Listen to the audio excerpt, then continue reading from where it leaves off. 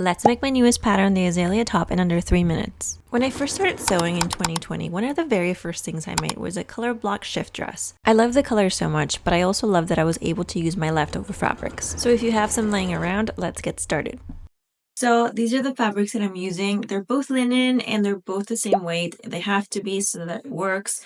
They're kind of the same color that I used for the dress, but this is what I have left. And so I'm using this camel and I'm using this ivory kind of neutral linen. The first thing you want to do is sew your fabrics together. You also want to serge them. Very important so that it doesn't fray in the wash. Make sure the grain's going in the same direction. After you've done that, press them really well. Next, I line the center seam. Here I'm using the projector, which makes it really easy, but if you're using the paper version, you can always just align the center and then flip it. You can also cut it on the fold, but I find it sometimes tricky with the seam. Do the same with all the pattern pieces. Just remember to align the center. If you run out of fabric, make sure to start the process all over again. Serge it, iron it, and then cut it. Here I made my waistband lining just one color to make things easier. You can't see it anyways. When you get to the back, make sure to flip your colors. Mark your notches and make sure that your shearing lines are visible on the right side of the fabric. Once you have all your pieces cut out and marked, it's time to sew. If you've never sheared before, the most important thing to remember is to hand wind your bobbin. Use a long stitch length. Here I'm using 4 millimeters. Generally, the longer the stitch, the more gathering you'll get, but it also depends on your fabric, so make sure to play around with it.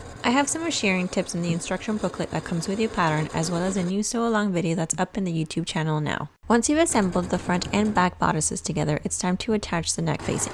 I got in the habit of using bias tape for the neck facing, but honestly, I skipped it this time. I just wanted it finished. The azalea top is a really quick make. I can get one done in under an hour now, which is great. This is one of my favorite parts to do, to hit the shearing with some steam. If you don't know what that does, it's so cool. It actually shrinks it up even more, but you have to be careful not to be so close to your elastic because it will melt off. Don't ask me how I know. And here's the result. I'm a huge fan of doing color block garments, not only because they can be really fun, but also they use up all your leftover fabric that you don't really know what to do with.